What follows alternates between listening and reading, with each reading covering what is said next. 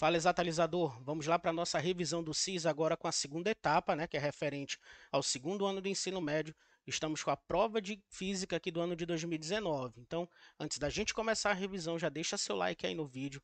Não esquece de se inscrever no canal para acompanhar as próximas questões, compartilhar esse vídeo com quem está estudando junto com você aí para essa prova do SIS e para outros vestibulares também da FUVEST, né, e outras situações, e também de comentar, né, o que você achou aí da nossa revisão. Vamos lá, começando com a questão 45. Essa questão envolve escalas termométricas, então você pode dar uma pausa no vídeo para ler o enunciado completo dela. Mas aqui nós temos o seguinte, ele apresenta para nós algumas informações sobre as três escalas, Kelvin, Fahrenheit e Celsius, mostrando para nós os pontos de ebulição da água e o ponto de fusão do gelo para cada uma. Tá? E depois vem a pergunta da questão, que é: qual é a medição de 388 Kelvin na escala Fahrenheit? Isso porque a gente quer que um norte-americano compreenda o significado de 388 Kelvin na escala que ele utiliza, que é a Fahrenheit. Nesse tipo de questão, existem dois caminhos. O primeiro é aquele de você memorizar a fórmula e aplicar, né? Mas aqui eu vou dar o bizu para vocês, a ideia de fato da comparação das escalas, que você pode usar para outros problemas, principalmente aqueles problemas de comparação entre escalas arbitrárias. Tá? Então a gente vai fazer o seguinte, começando aqui com dois traços verticais paralelos, tá bom? Em cada um deles, a gente vai colocar as escalas que nós estamos trabalhando. A primeira escala é a escala Fahrenheit, que eu vou deixar aqui à esquerda, e a escala Kelvin, que eu vou deixar à direita. Fahrenheit, Kelvin, certo? O que nós sabemos é que o ponto de fusão do gelo para Fahrenheit são 32 graus e para Kelvin é de 273 unidades, que Kelvin não se fala grau, beleza? Já o ponto de ebulição da água na Fahrenheit é de 212 graus e na escala Kelvin de 373. Isso daqui, moçada, foi falado na questão. Ó. Então, se você não lembrasse, com certeza você ia conseguir extrair daqui. O que nós queremos é uma temperatura de 388 Kelvin. Então, ó, você vê que ela está um pouco acima aqui. Então, vamos dizer que a gente tenha essa temperatura bem aqui, ó, 388 Kelvin, e eu quero uma temperatura equivalente a ela na escala Fahrenheit. Eu vou chamar essa temperatura só pela letra F, tá bom? F de Fahrenheit. O que a gente faz nesse tipo de comparação é comparar a medição da temperatura que nós queremos e aqui o ponto de fusão do gelo com a variação da escala, né? Sempre comparando com a variação da escala. Então, observa comigo que a escala Fahrenheit, de 32 até 212, a variação dela é de 180 graus. E a escala Kelvin, de 273 até 373, a variação dela é de 100 unidades. Então, eu vou pegar essas variações e vou comparar, olha só, com a distância da temperatura que eu estou medindo até o ponto de fusão. Ok? E eu vou ganhar uma proporção com isso. Tá? Então, eu vou ter ó, F menos 32, que é essa distância aqui. Então, eu vou ter F menos 32. Isso tem que ser comparado com quem? Com a variação da escala Fahrenheit, 180 graus, igual, aí a gente vai ter agora a comparação na escala Kelvin. Então, eu vou ter 388 menos 273, que aqui você já pode colocar direto, né? Então, quando você faz ó, 388 menos 273, o que é que você vai ter? 5, 1 e 1, 115, né? Então, você tem aqui 115 pela variação da escala, que é de 100. Olha o que nós ganhamos aqui, ó, uma proporção, e é fazer a multiplicação aqui cruzada, meio pelos extremos. Então, você já pode também, olha só, se você quiser aqui, ó, já simplificar um zero. Por quê? Porque você tem, ó, os denominadores, eles são múltiplos de 10. Então, eu posso fazer essa simplificação E aí agora a gente vai fazer nossa multiplicação, olha só. Eu vou ter f menos 32 multiplicado por 10, beleza? Olha só, multiplicado por 10. Isso é igual a 115 vezes 18. Então, 115 vezes 18. Olha que bacana. Nessa hora, você pode fazer também uma outra jogada, pessoal, para facilitar mais o teu cálculo ainda. 18 e 10, que estão multiplicando aqui os outros fatores, eles são números pares. Então, eu posso dividir eles por 2. 10 dividido para 2 vai dar 5. E 18 dividido para 2 vai dar 9. Então, eu vou ter, olha só, esse 5 aqui multiplicando esse f menos 32. Eu vou até reescrever, que é para você ver agora o que a gente vai fazer aqui. Ó. Vezes 5 é igual a 115 vezes 9. E você vai entender por que eu não estou fazendo logo essa multiplicação aqui por 9. Porque esse 5 que está multiplicando aqui, eu posso transferir ele para o segundo membro dividindo, certo? Aquela ideia de equações. Eu vou querer isolar isso aqui. Ó. Então, eu vou ter f menos 32 é igual. Aí você tem 115 vezes 9 dividido por 5. E 115 é divisível por 5. Então, a gente vai ter f menos 32 é igual. Aqui eu vou ter 11 dividido para 5 vai dar 2. Vai sobrar 1. Então, essa vai juntar aqui com 5. Ficar 15 dividido por 5, 3. Vezes 9. Olha que legal, como simplificou a nossa conta. E aqui você já faz direto. Ó. Esse menos 32, eu vou transferir ele para o segundo membro da equação. Ele vai adicionar, né, que a gente vai desfazer essa diferença. E 23 vezes 9, você tem, ó, 9 vezes 3 é 27, vai 2. 9 vezes 2, 18, com mais 2, 20. Vai ficar 207 mais 32, que isso te dá o quê? Que F é igual a 239 graus Fahrenheit. Então, essa é a temperatura equivalente a 388 Kelvin. E ela se encontra, ó, na alternativa E da nossa primeira questão. Beleza? Então, lembra disso, ó, que é sucesso. Não tem negócio de ficar decorando fórmulas, é você lembrar da proporção, de como montar as razões para chegar na proporção. Beleza? Vamos lá para a questão 46. Próxima questão é uma questão envolvendo o calorímetro, tá? E a ideia de equilíbrio térmico. Então, a gente tem um calorímetro de capacidade térmica a 400 calorias por grau Celsius e se encontra inicialmente a 20 graus Celsius. Uma amostra de 500 gramas de uma liga metálica inicialmente a temperatura de 270 graus, cujo calor específico se deseja determinar, é colocada no interior do calorímetro e aí ocorre o equilíbrio térmico na temperatura de 70 graus. A gente, olha só, utilizando esse procedimento, pode concluir que o calor específico da liga metálica é. Então, vamos lá. Essas questões a gente usa a ideia de que a soma algébrica, né, das quantidades de calor envolvidas no processo é igual a zero. Então, eu tenho a quantidade de calor do calorímetro mais a quantidade de calor da liga metálica somadas tem que ser zero. Eu tenho a capacidade térmica já do calorímetro. Então, você lembra que capacidade térmica ela é o produto da massa vezes o calor específico. Portanto, aqui, olha só, na quantidade de calor desse calorímetro, a gente vai ter 400 vezes a variação de temperatura que ele sofreu. Tá? Inicialmente, ele está em 20 graus e ele vai chegar a 70. Então, a gente vai ter 70 menos 20 para a variação de temperatura. Já na nossa liga metálica, o que é que vai acontecer? A gente tem 500 gramas dela, então eu vou ter massa, vezes o calor específico que eu desconheço, então vai ficar C, multiplicado pela variação de temperatura dela, então ela estava em 270 graus e foi para 70, né, no equilíbrio. Então eu vou ter 70, que é a temperatura final, menos a temperatura inicial de 270. Isso tudo tem que ser igual a zero. Portanto, vai aparecer uma equação aqui do primeiro grau para a gente resolver bem tranquila. 70 menos 20, isso aqui vai dar 50.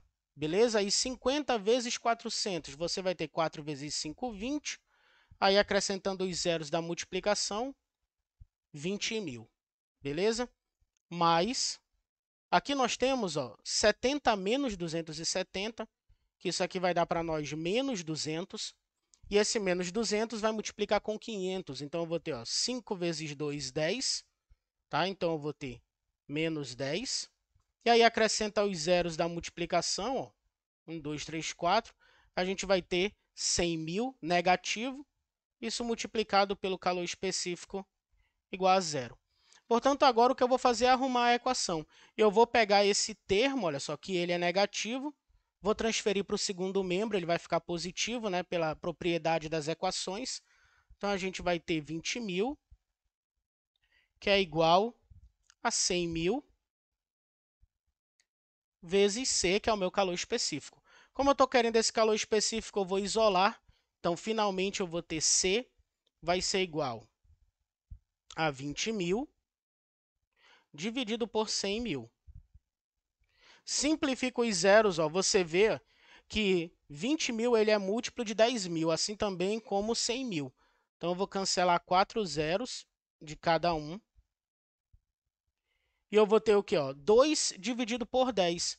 2 décimos, que isso é o número decimal, 0,2. Que esse aqui é o nosso calor específico da liga metálica. Então, caloria por grama vezes graus Celsius. E aí, fechamos a nossa segunda questão, ó, com a alternativa B, 0,2 para o nosso calor específico. Beleza? Vamos lá para a nossa questão 47. Nessa questão, pessoal, a gente tem aqui processos termodinâmicos envolvidos. Então, é dito que um gás ideal ele sofre uma expansão partindo do estado A para o estado B, né, passando pelo estado B e terminando no estado C, conforme está mostrado para nós no gráfico. Sabendo que a transformação AB é isotérmica e que nessa etapa da expansão o gás recebeu 300 joules de energia em forma de calor, o trabalho total na transformação de A para C foi. Aí as nossas opções. A gente sabe que o trabalho, no caso quando a gente tem um gráfico de pressão-volume, ele é a área abaixo do gráfico, beleza? Mas nesse caso, olha só, pessoal, a gente tem aqui, ó, uma transformação isotérmica. O que é que significa uma transformação isotérmica? A transformação isotérmica é onde a temperatura ela é constante. Então, se a temperatura é constante, o que é que isso implica? Que a variação de energia interna é igual a zero. Então, nessa parte aqui, ó, do processo de A para B, a variação de energia interna do gás é zero. E quando a gente pega isso na primeira lei da termodinâmica, a gente vai encontrar que o trabalho, né, ele é igual à quantidade de calor, ou seja, toda a energia recebida em forma de calor vai ser utilizada para se realizar trabalho. E isso daqui, olha só, vai implicar para nós nessa informação, que ele recebeu 300 joules de energia em forma de calor. Então, esses 300 joules é o trabalho nessa primeira parte aqui de A para B. Ó. Então, vou colocar aqui, item 1, né, o trabalho no processo AB é igual a 300 joules. Agora, a gente vai analisar a etapa de B para C, para finalizar, né, o processo. Nessa etapa, o trabalho de B para C, tu percebe que a gente tem a pressão constante. Ó. Então, se a gente for observar, aqui, ó, a pressão vai estar em 2 vezes 10 a quinta Pascal. Cada quadriculado desse aqui equivale a uma unidade. E aqui, ó, o processo B ele inicia no volume de 5 vezes 10 a menos 3 metros cúbicos e finaliza em 8. Nesse caso, quando a pressão é constante, você tem que o trabalho é pressão vezes variação do volume. Aqui a gente vai ter trabalho de em BC, é a pressão, que é 2 vezes 10 a quinta, 2 vezes 10 elevado a 5, multiplicado pela variação do volume, que você já tira daqui. Ó. A variação foi de 5 para 8, então, uma variação de 3 vezes 10 a menos 3 metros cúbicos. Beleza? Agora é só a gente multiplicar. Lembrando que Multiplicação de potências de mesma base, você soma os expoentes. Então, eu tenho 5 menos 3, que vai dar 2. E aqui eu vou ter 2 vezes 3, que vai dar 6. Então, eu vou ter 6 vezes 10 elevado a 2 ao quadrado. 10 elevado ao quadrado, 100. Beleza? Então, eu vou ter que o meu trabalho de BC é igual a 600 joules. Portanto, o trabalho total de A até C, né? O trabalho de AC vai ser 300 mais 600. Isso nos dá que o trabalho de AC, 900 joules, letra C. Beleza? Então, esse é o trabalho total, tá bom? Lembrando que isso acontece, essa adição acontece por causa desse primeiro detalhe aqui, tá? Que a temperatura é constante, variação de energia interna zero, então toda a energia recebida é convertida em trabalho. E como é uma expansão, então esse trabalho é realizado pelo gás, ou seja, é positivo. Beleza? Vamos lá para a nossa questão 48. Moçada, nessa questão a gente tem uma questão clássica aqui da parte de óptica geométrica, aquele início, né, que você está falando sobre a propagação retilínea da luz, tá? Então, você tem a explicação da questão, onde você tem um tabuleiro de um viaduto, né, que ele está a uma certa altura de uma pista, e você tem dois postes que são colocados ao longo desse tabuleiro, e cada um deles tem a medida de 9 metros de altura, tá? Em determinado momento do dia, esse poste aqui de cima, ó, ele projeta uma sombra de 4,5 metros no tabuleiro do viaduto, enquanto esse outro poste, ó, ele projeta uma sombra ao todo, juntando a sombra do tabuleiro mais a parte que ele projeta na pista abaixo, tá? É o total de 10 metros. A pergunta é qual é a distância, olha só, que o tabuleiro de viaduto, essa distância aqui, ó, que eu vou chamar de x, qual é a distância que ele está da pista. Tá bom? Então, o que você percebe logo de cara? Essas questões elas envolvem geometria a parte de semelhança de triângulos. Então, você tem um triângulo retângulo aqui, menor, onde, né, só basta a gente visualizar. Ó. Eu tenho um triângulo retângulo menor. Beleza? Então, você tem, olha só. Esse triângulo menor, ele tem a altura de 9 metros, que é a altura do poste, e ele tem uma sombra projetada de 4,5 metros, ok? Aqui você vai ter um outro triângulo retângulo, já maior do que esse primeiro. Tá? Então, a gente desenha aqui, ó, nosso triângulo.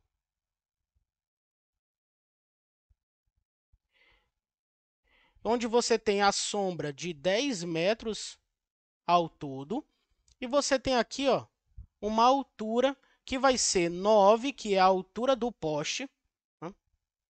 Mais essa diferença x, que é a altura do viaduto até a pista que fica abaixo dele. Como são figuras semelhantes, a gente vai fazer o quê? A proporção entre os lados correspondentes.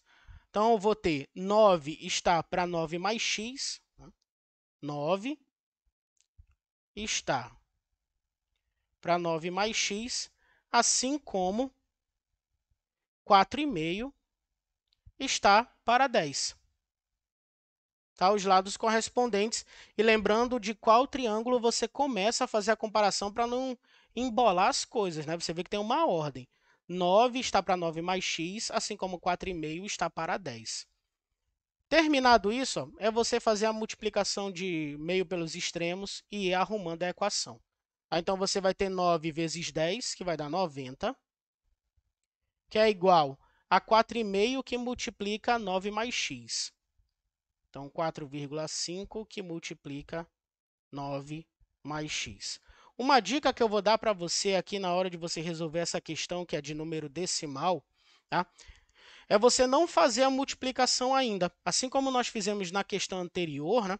A gente vai pegar, na questão anterior, não, na questão 46, se eu não estou enganado, a gente vai pegar, ó, esse 4,5 e vai dividir o 90. Beleza? Olha só o que a gente vai fazer. A gente vai ter 90 dividido por 4,5, isso é igual a 9 mais x. Por que que a gente fez assim? Porque você sabe, ó, que quando eu estou dividindo um número por outro decimal ou números decimais, eles precisam ter a mesma quantidade de casas decimais, mesma quantidade de números depois da vírgula. Para a gente resolver essa situação, eu vou chegar aqui no 90 e vou acrescentar, olha só, uma vírgula e mais uma casa decimal. Agora que eles ficaram com a mesma quantidade, eu posso retirar a vírgula dos dois. E aí eu vou ter 900 dividido por 45, que é igual a 9 mais x. E essa divisão é mais fácil de fazer, cara, porque ó, aqui você começa com 90, 90 dividido para 45 é 2, e aí você vai ter, olha só, 0 dividido para 45, 0, 20. Esse 9 que está adicionado a x, ele vai subtrair, a gente vai desfazer essa adição. Então, eu vou ter 20 menos 9 é igual a x. Ou seja, o meu x é igual a 11 metros. E quem é esse x desde o início? É a distância que nós queremos, ó, do tabuleiro do viaduto até a pista, a altura relativa. Então, letra A, 11 metros. Tá bom? Então, essas questões também se aplicam naquela parte de câmara escura, né, que você está fazendo o quê? Você está fazendo ali, observando os triângulos que estão se formando e fazendo essa relação de semelhança. Beleza? Então, vamos lá para a nossa próxima questão. Questão 49 na tela, pessoal, é uma questão envolvendo aqui espelhos esféricos, tá? A ideia de aumento linear. Então, nós temos um objeto real que ele é colocado sobre o eixo principal de um espelho esférico côncavo, cuja distância focal é de 1 metro, e esse objeto está à distância de 4 metros, medido a partir do vértice do espelho. Nessas condições, é esperado um aumento linear de aproximadamente alguma das opções que nós temos aqui. Se você quiser fazer o esquema gráfico da questão, você pode fazer, mas não é necessário nesse caso, tá? Por quê? Porque nós temos, olha só, que o aumento linear ele pode ser dado em três igualdades, tá? Em três razões. Você pode fazer a razão entre o tamanho da imagem e o tamanho do objeto. Você pode fazer a razão entre a distância focal e a distância focal menos a distância que o objeto está, medido para o vértice do espelho. E nós temos também a terceira razão, que é menos a distância da imagem e a distância do objeto. Nesse caso, quais são as informações que a gente tem da questão? A gente tem a distância focal, que é de 1 metro, e eu tenho a distância do objeto até o vértice do espelho, que são 4 metros. Portanto, olha só, se eu observar, a expressão que vai me satisfazer aqui é essa, f sobre f menos p. Tá? Então, vamos lá. A gente vai ter aumento linear, vai ser igual a razão de 1, que é a minha distância focal, e aqui eu vou ter 1 menos 4. Ora, isso vai me dar o resultado de menos 1/3, certo? Porque aqui eu vou ter 1 menos 4 menos 3, então vai ficar 1 dividido para menos 3, então eu vou ter menos 1/3.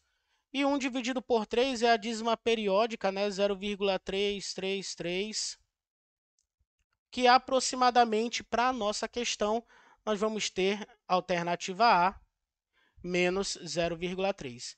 E isso também, pessoal, se dá porque o objeto, olha só, o objeto real, no caso, ele está a 4 metros, e você sabe que o centro de curvatura é 2 vezes a distância focal. Então, meu centro de curvatura é 2, o nosso objeto está além do centro de curvatura, então ele vai formar uma imagem o quê? Menor e real, e invertida. Então, nesse caso, a gente tem o aumento linear negativo, tá bom? Então, fechamos aí a nossa questão 49 com menos 0,3. Vamos lá para a questão 50. Questão 50 na tela, pessoal. Essa questão é uma questão falando aqui sobre reflexão de ondas em cordas, tá? Então, o que é que nós temos? Nós temos uma corda que ela está amarrada a um apoio de massa desprezível e pode se movimentar livremente na direção de uma haste vertical com a ajuda de rodízios. Com a corda esticada, são produzidos 3 pulsos que avançam no sentido desse apoio e incidem sobre ele, como indica a figura. Quando os pulsos atingirem o apoio, espera-se que, ao serem refletidos, retornem de que maneira? Beleza?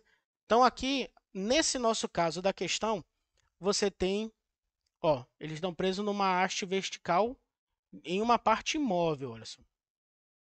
Quando isso acontece, pessoal, a reflexão desses pulsos não vai haver inversão de fase. O que é que significa isso?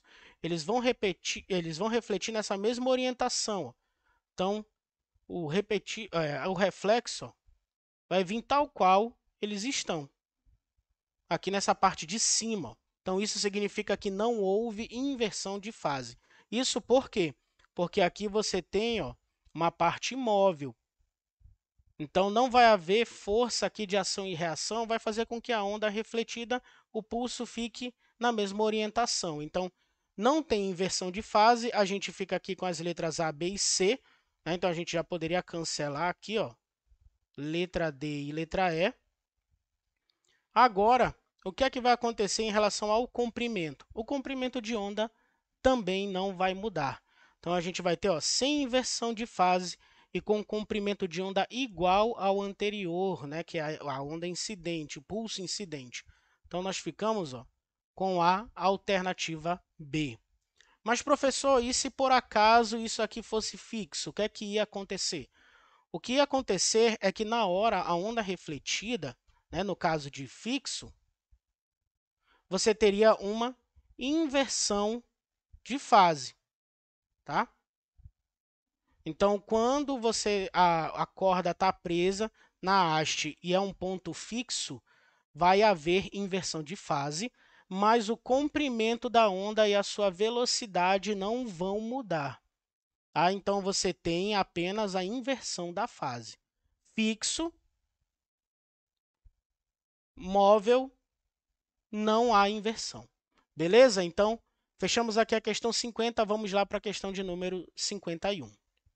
Questão 51 na tela, questão envolvendo lentes esféricas, tá?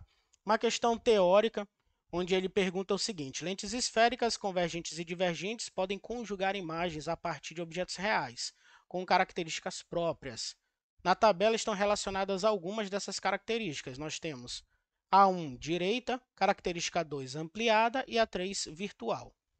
A características enumeradas na tabela que pode ou podem ocorrer em imagens conjugadas por ambos os tipos de lente são. Pessoal, olha só, essa questão aqui de lentes esféricas, isso vale também para espelhos esféricos, é você lembrar sempre do que tem menos configurações. Tá? No caso aqui, vai ser a lente divergente. Tá? Essa lente divergente, ela faz uma imagem virtual, direita e menor. Tá? Então, quando a gente tem lente divergente, nós temos imagens virtual, uma imagem direita e uma imagem menor. Esse tipo de lente é bastante usado para corrigir os casos de miopia, que você não consegue ver definidamente objetos de longe. Então, você aplica a lente divergente. Olha só, virtual, direita e menor. Tá? Então, você vai ver aqui, direita, virtual. Então, a ampliada já está fora. Isso aqui está fora. E eu já respondo a questão. Tá? Qual é a opção? 1 e 3, letra D. Por quê? Porque ele quer características que ambas as lentes têm. As lentes convergentes, elas têm 5 configurações de imagem, dependendo para a posição que você tem ali do objeto. Já a lente divergente só tem essa configuração para qualquer posição do objeto. Então, você já matou. Virtual, direita. Ampliada não tem para lente divergente, então são as únicas em comum para os dois tipos. Letra D, fechamos a questão. Olha só que bacana. Então, guarda essa dica, tá certo? Lentes esféricas, a mesma coisa. Você tem a lente divergente, que ela forma só um tipo de imagem. Tá? Então, qual é o tipo de imagem? Lembra daqueles espelhos que você vê em canto de sala, que serve para ampliar a visão? Né? Hoje em dia se usa câmeras, mas tem ainda alguns lugares, onde, e ônibus também coletivo, você tem aquele espelho que fica ali em cima, onde o motorista ele vê toda a parte do ônibus. Imagens pequenas, né, são imagens virtuais e direitas, então você tem uma lente divergente. Tá? Ou lente divergente, no caso não, ali é um espelho esférico convexo, tá bom? Então lembra dessas dicas que é muito bacana para você fazer na hora da prova. Beleza? Vamos lá para a nossa última questão para fechar a prova de física, questão 52. E aqui, pessoal, nossa última questão da nossa prova de física de 2019 do SIS, uma questão envolvendo fenômenos ondulatórios, tá? Então, é dito que para o estudo desses fenômenos, um anteparo que contém um orifício instalado em uma cuba contendo água foi produzido. A cuba ela possui um oscilador que, ao se movimentar da esquerda para a direita e vice-versa, gera ondulação na água. A figura mostra a vista superior da cuba, estando destacados em azul algumas cristas das ondas geradas por esse oscilador. De acordo com a figura, as ondas, ao passarem pelo orifício, demonstram a ocorrência de quais fenômenos? Vamos lá. Está aqui o nosso oscilador, bem à esquerda. Ele está vibrando aqui da direita para a esquerda continuamente. Produz essas frentes de onda aqui que você está observando, que são verticais, estão separadas por uma distância d. Isso aqui representa as cristas das ondas, né, na verdade. E aqui, olha só, nós temos o comprimento da onda, né? Uma distância de uma crista a outra, você tem o comprimento da onda. Então, no primeiro momento, a onda produzida tem comprimento dzão e ela vai, ó, incidir perpendicularmente aqui nesse anteparo onde tem um orifício. E quando ela faz essa incidência, olha o que vai acontecer com a onda. Ela vai sofrer uma mudança na sua propagação e, além disso, olha só, ela vai ter aqui uma redução no seu comprimento. A distância de uma crista para outra cai para um valor dzinho, ó. Dzinho menor do que dzão, ou seja, um valor menor do que o anterior. Observando isso, o que é que a gente pode concluir? Primeiro, o que eu acho que é o mais fácil de todos, né, é a gente observar que existe difração. Tá? O que é a difração? A difração é aquele fenômeno associado à capacidade que a onda tem de transpor obstáculos. Então, você tem aqui a primeira onda chegando, ó, e ela vai transpor esse obstáculo, que é esse orifício. Tá? Então, aqui, olha só, já matamos, ó, já tiramos da jogada a letra B, já tiramos da jogada a letra D, e aí sobra a letra A, C e E, que tem difração nas opções. Depois disso, pessoal, a gente tem que ver o seguinte: quando acontece uma mudança na direção da propagação da onda e uma redução no seu comprimento, significa que ela sofreu o fenômeno de refração, tá? Refração é quando a onda ela passa de um meio para outro, não muda a sua frequência, mas muda sim a sua velocidade de propagação e a sua direção de propagação. Então, nesse caso, nós temos a refração e ficamos com a letra C. Refração e difração acontecem nesse momento. Aí você diz, professor, mas como que ela mudou de meio se ela ainda continua aqui se propagando na água que está dentro da cuba? Pensa comigo no exemplo das ondas que vêm do mar, né? Você tem ondas no mar, quando você olha em alto mar, essas ondas elas são todas quebradas, não tem uma direção certa, mas quando elas vão chegando na margem, ali na praia, o que é que vai acontecer? Elas vão chegando perpendicularmente, né? Então, elas vão chegando como você consegue observar nessa parte à esquerda aqui, ó, como se essa parte fosse a margem. Por que que isso acontece? Porque ela sai de uma parte mais profunda para uma parte mais rasa. E isso faz com que, como se ela experimentasse a mudança de ambiente. Ela sai de um meio para outro. Então, muda-se a direção da propagação. Então, elas estão vindo em qualquer direção. Aí, elas mudam para essa direção de propagação e muda também a sua velocidade devido a isso. Então, é só você pensar dessa forma. A substância que está ali é a água. Mas qual foi a mudança de ambientação de meio? De um meio mais profundo para um meio mais raso. E isso daqui aconteceu nessa situação, por quê? Por causa desse orifício. Mudou a direção de propagação e mudou o comprimento da onda. Fenômeno da refração. Ok? Então, fechamos aqui a nossa prova de física de 2019. Espero que te ajude nesse momento de revisão final. Desejo uma boa prova a todos que vão fazer esse CIS, né? Faça o máximo que você puder. Não vá com os dois pés atrás. Pense sempre em fazer o seu melhor, em acumular o máximo de pontos que você conseguir para depois a etapa final. Beleza? Então, um abraço a todos e fiquem bem. e até as nossas próximas questões.